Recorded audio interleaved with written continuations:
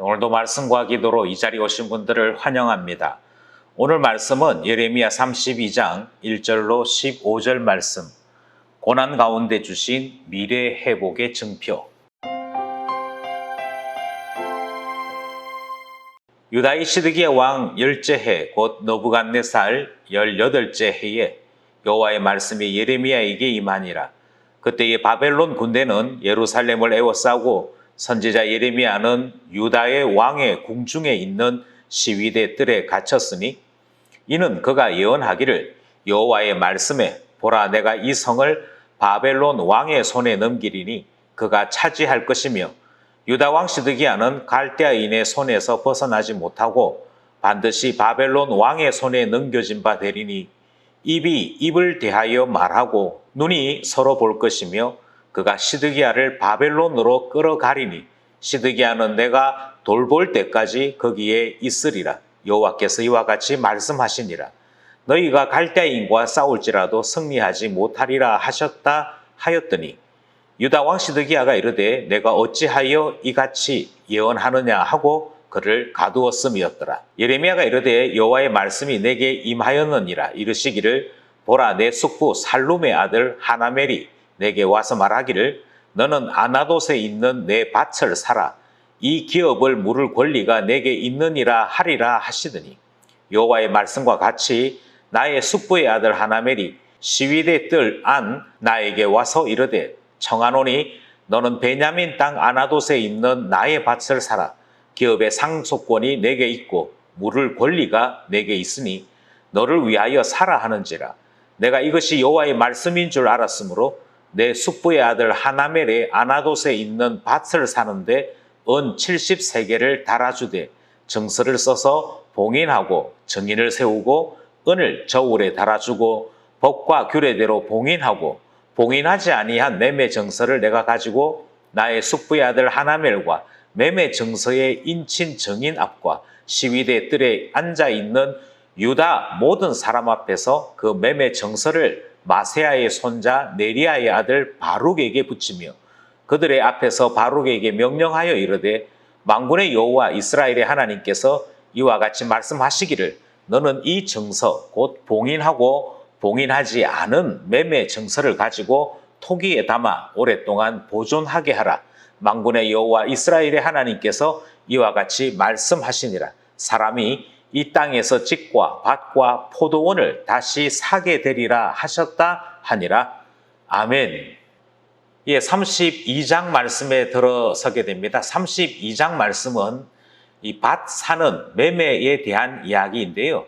이것에 대해서 어떤 일이 있었고, 그리고 내일 본문, 모레 본문에 이어지면서 그것에 대한 기도, 하나님의 말씀까지 이어지는 내용으로 되어 있습니다. 이 밭 하나 사는 이야기인데요. 이것이 어떤 의미가 있는지 본문 안으로 들어가서 살펴보도록 하겠습니다. 먼저 1절로부터 5절까지의 말씀은 이 사건의 배경에 대한 말씀이 등장합니다. 1절, 유다의 시드기야 왕 10째 해, 곧 느부갓네살 18째 해에 여호와의 말씀이 예레미야에게 임하니라. 시간에 대한 말씀이 1절에 등장하지요. 시드기야 왕 10째 해, 그러니까 10년 될 때 이야기다 라고 말씀을 하고 있습니다. 좀 역사적으로 말씀드리면 시드기야가 포로로 끌려가고 유다라고 하는 나라가 완전히 망했을 때가 언제냐면 시드기야 11년째입니다. 그러니까 그 다음 해, 내년에 이 왕은 포로로 끌려가고 나라가 무너지는 일을 경험하게 되는 것이고요. 지금 오늘 본문 사건은 바로 한 해 앞에 이야기이지요. 이 한 해 앞에 어떤 일이 있었느냐, 2절 말씀을 보시면 조금 더 정확하게 이해할 수 있습니다. 2절, 그때의 바벨론 군대는 예루살렘을 에워싸고 선지자 예레미야는 유다의 왕의 궁중에 있는 시위대 뜰에 갇혔으니, 본문이 우리에게 가르치는 이 역사적 사실을 잘 이해하셔야 됩니다. 바벨론 군대가 예루살렘을 에워쌌다라고 말씀을 하죠. 약 18개월 동안 예루살렘 성을 에워싸서 그리고 그 안에서부터 전쟁을 치르기 시작하는 것이 역사적 사건입니다. 이 사건은 여러모로 중요한 의미를 가지고 있습니다. 바깥은 이미 바벨론 군대가 점령을 하고 있다라고 하는 것이고요. 시드기야 왕이 예레미야를 시위대 뜰에 가두는 그와 같은 일이 있었다 말씀하는 것이죠. 예루살렘이 갇혀 있습니다. 그리고 선지자 예레미야는 시위대 뜰에 갇혀 있습니다. 그러니까 갇혀 있고 갇혀 있는 희한한 현상이 나타나 있다 하는 것입니다. 왜 갇혔느냐? 3절로부터 5절 말씀이 설명을 합니다. 우리 본문을 보시면 3절에서부터 5절이 구분되어 있지 않습니다. 구분되어 있지 않다는 말은 이것을 절수로 정확하게 나누기가 어려운 문장 형태라는 것입니다. 참고하시고 본문 내용을 살펴보겠습니다. 이는 그가 예언하기를 여호와의 말씀에 보라 내가 이 성을 바벨론 왕의 손에 넘기리니 그가 차지할 것이며, 이것은 예레미야가 계속적으로 했던 예언의 말씀입니다. 결국은 하나님의 뜻은 바벨론 왕의 멍에를 매는 것이다. 그래서 이 나라는 바벨론에 의해 정복된다. 이것이 예레미야가 지금까지 했던 이야기지요. 그리고 보다 더 구체적으로 유다 왕 시드기야는 갈대아인의 손에서 벗어나지 못하고 반드시 바벨론 왕의 손에 넘겨진 바 되리니 포로된다는 이야기고요. 나라는 망한다 하는 얘기입니다. 그래서 바벨론에 의해서 끌려가게 된다. 이 사실을 말씀하고 있는 것이지요. 입이 입을 대하여 말하고 눈이 서로 볼 것이며 그가 시드기야를 바벨론으로 끌어가리니 시드기야는 내가 돌볼 때까지 거기에 있으리라. 포로로 잡혀서 끌려가는 것, 그 상황을 설명하고 있습니다. 뿐만 아니라 하나님께서 말씀하실 때까지 시드기야는 거기서 꼼짝없이 포로로 갇혀 있게 되는 것을 말씀하고 있지요. 그러니 이것은 예레미야가 지금까지 했던 예언이고 보다 더 구체화되었을 뿐입니다. 그리고 그 구체화된 이 사실이 어떻게 성취될 것인가 하는 것을 예루살렘 성 안에 있는 사람들은 성 바깥에 있는 바벨론 군대를 보면서 피부로 실감하면서 느끼고 있는 중에 있었습니다.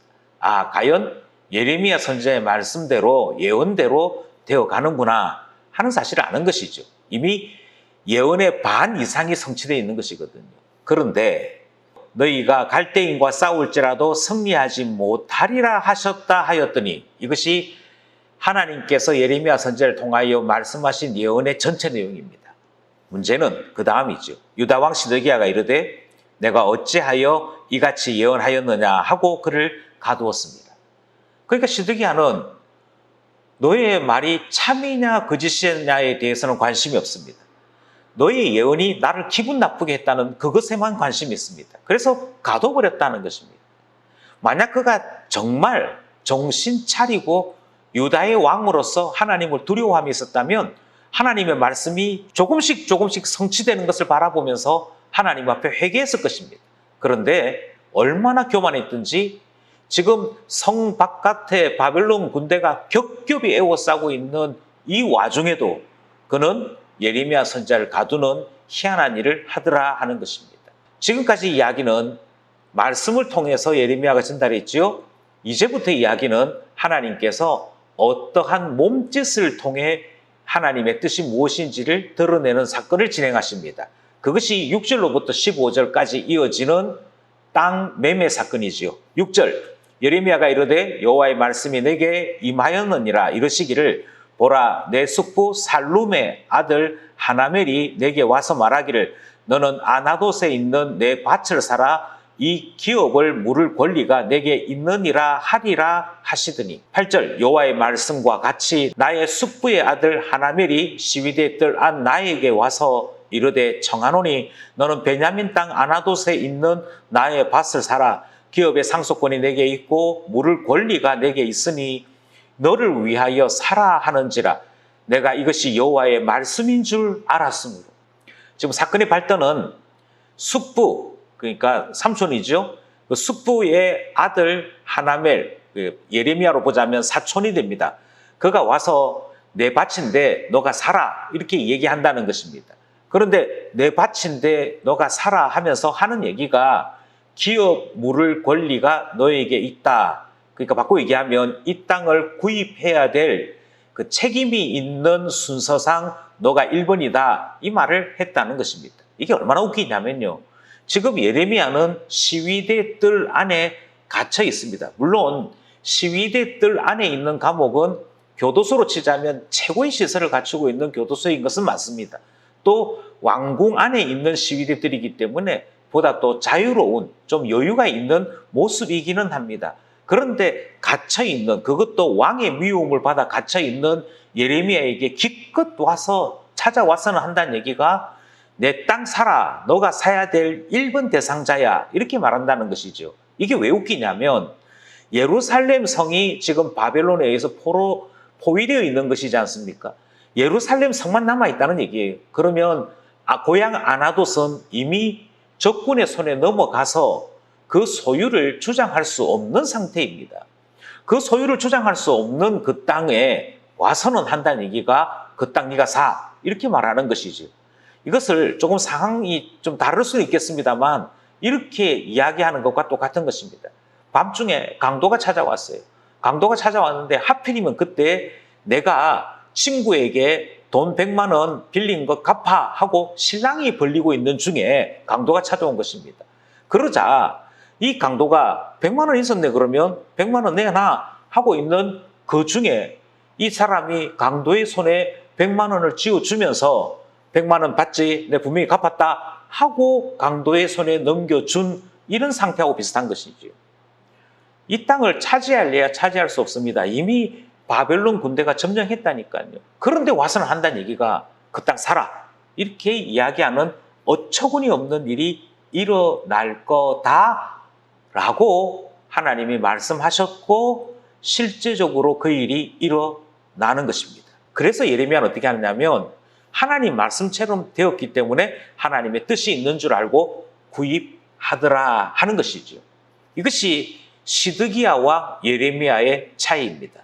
하나님의 말씀이 실현되어지면, 하나님의 말씀인 그 표시가 나면 하나님의 뜻인 줄 아는 선지자 예레미야와 그것을 보면서도 자기 기분에 따라, 감정에 따라 화를 내고 가둬버리는 시드기야와의 차이다, 이렇게 볼 수 있는 것이지요. 9절, 내 숙부의 아들 하나멜이 아나돗에 있는 밭을 사는데 은 70세겔을 달아주되. 참고로 말씀드리면 엄청나게 비싼 돈을 주고 밭을 사는 것입니다. 우리 식으로 얘기하면 저 시골에 있는 밭 하나 사는데 마치 강남에 있는 아파트 서너 채 값 줬다, 이렇게 생각하시면 되겠습니다. 그 정도로 엄청난 돈을 달아주는 것이지요. 이 많은 돈이 어떻게 생겨났는지 그것에 대해서는 성경이 말씀하지 않습니다. 원래부터 예레미야가 부자였는지 아니면 그가 재력을 모으는 재주가 있었는지에 대해서는 알 길이 없습니다. 분명한 것은 하나님께서 돈 주고 사라 하셨기에 그가 값을 치루어 밭을 샀다는 것입니다. 10절, 정서를 써서 봉인하고 정인을 세우고 은을 저울에 달아주고. 11절, 법과 규례대로 봉인하고 봉인하지 아니한 매매 정서를 내가 가지고. 이 10절과 11절의 내용은 무엇이냐면 매매의 과정을 하나하나 설명하고 있는 것이죠. 매매의 과정에서 먼저 돈을 지불합니다. 돈을 지불할 때 정인들이 지켜보는 가운데 그 정인들이 누구누구가 어떻게 했는지를 분명하게 기억하고 있는 것이고요. 정인의 숫자는 적어도 2명 이상입니다. 2명 이상의 사람들이 그 일에 대해서 분명하게 기억하고 있어야 되는데 은을 달아줄 때 저울의 눈금조차도 기억하고 있어야 하는 것이 정인들의 역할입니다. 그것만은 끝나느냐? 그렇지 아니하고 이 모든 과정이 끝나고 나면 2개의 매매 계약서를 씁니다. 하나는 봉인하는 것, 그래서 먼 후대에 이 참고하는 자료로 사용하는 정서가 하나 있고, 또 하나는 봉인하지 않는 정서가 있습니다. 2개의 정서가 있어서 언제든지 보는 것과 필요할 때 참조할 수 있는 정서가 있는데 이것까지 다 준비했다는 것입니다. 12절, 나의 숙부 아들 하나멜과 매매 정서의 인친 정인 앞과 시위대 뜰에 앉아있는 유다 모든 사람 앞에서 그 매매 정서를 마세야의 손자 네리야의 아들 바룩에게 붙이며.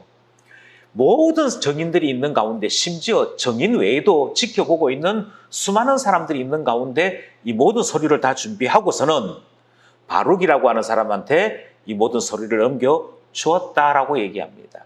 13절, 그들의 앞에서 바룩에게 명령하여 이르되. 14절, 만군의 여호와 이스라엘의 하나님께서 이와 같이 말씀하시기를 너는 이 정서 곧 봉인하고 봉인하지 않은 매매 정서를 가지고 토기에 담아 오랫동안 보존하게 하라. 2개의 정서를 다 토기에 담아라, 그렇게 말씀합니다. 이것은 이스라엘 사람들의 전형적인 문서 보관 방법이었습니다. 사본들이 이 토기에 담겨져 있다가 발견되었거든요. 그래서 오래 보관해야 될 서류일수록 그것을 토기에 담아 보존해 드렸습니다. 근데 두 개 다 보존하라는 거예요. 두 개 다 보존하는 이유가 15절에 등장을 합니다. 만군의 여호와 이스라엘의 하나님께서 이와 같이 말씀하시니라. 사람이 이 땅에서 집과 밭과 포도원을 다시 사게 되리라 하셨다 하니라. 이것이 하나님께서 지금까지 말씀하신 내용이죠. 지금은 바벨론의 멍에를 매는 것이 맞다. 그런데 영원히 매는 것이 아니고 때가 되어지면 내가 다 회복시켜 줄 것이다. 그것이 하나님 메시지였거든요. 예레미야가 전달한 하나님 메시지였습니다. 지금 예레미야는 이 밭을 사면서 하나님 말씀이 참되다 하는 것을 땅을 사는 것을 통해 증명해 보이고 있는 것입니다. 시간이 다 되면 반드시 돌아오게 될 것이고 돌아와서 땅도 밭도 포도원도 사게 될 날이 있다. 하나님은 회복을 함께 말씀하셨다. 그것을 믿기에 그대로 되는 줄 내가 확신하기에 땅 산다. 그 몸짓을 기록하고 나타낸 것이 오늘 본문 말씀인 것입니다. 여러분은 이 본문 말씀이 어떻게 느껴지시는지요? 하나님 말씀대로 됩니다. 아무리 부인해도 아무리 기분 나쁘다 그렇게 표현해도 모든 역사는 모든 주장은 하나님 섭리대로 하나님 결정대로 된다 하는 사실을 우리는 보게 되는 것이죠. 그러니 하나님의 뜻을 아는 일이 중요하지 않겠습니까? 하나님의 뜻을 따라 사는 것이 중요하지 않겠습니까?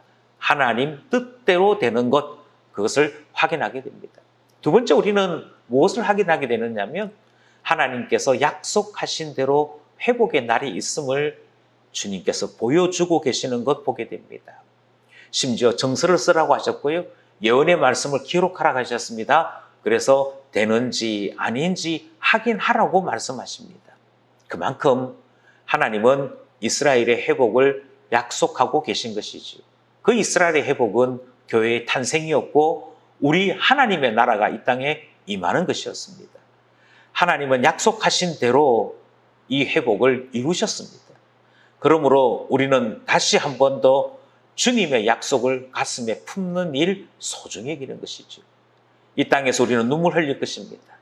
이 땅에서 우리는 수고의 땀을 흘릴 것입니다. 그런데 중요한 것은 주님 만나는 그날에 주님께서 모든 눈물 씻어주시고 영원한 주의 나라에 우리를 맞이하여 주실 것입니다. 마지막으로 우리는 하나님께서 여전히 이스라엘을 위해 유다를 위해 예언하시고 예레미야의 몸짓을 통해 보여주시는 계시하시는 하나님을 보게 되어집니다. 하나님은요 너무도 열심히 풍성하신 분입니다. 이미 안 듣는데도 불구하고 길을 막았음에도 불구하고 끊임없이 감옥에 갇혀 있는 예레미야를 동원해서라도 보여주시는 분이 하나님이신 것을 확인하게 되는 것이지요. 하나님은 오늘도 기쁨 교회 교인들을 부르시면서 말씀을 통해 주의 역사, 주의 뜻을 드러내시는 분인 줄 믿습니다. 귀를 기울여 하나님 음성 듣고자 하시면 들을 수 있을 것이며 이 음성대로 살아갈 때 하나님과 함께 동행하는 즐거움이 있는 줄 믿습니다. 모든 기쁜 가족들에게 말씀과 함께하는 즐거움이 있기를 간절히 소원합니다. 오늘도 기도 제목 함께 나누고자 합니다. 함께 기도하는 기도 공동체, 말씀 공동체 되기를 간절히 원합니다.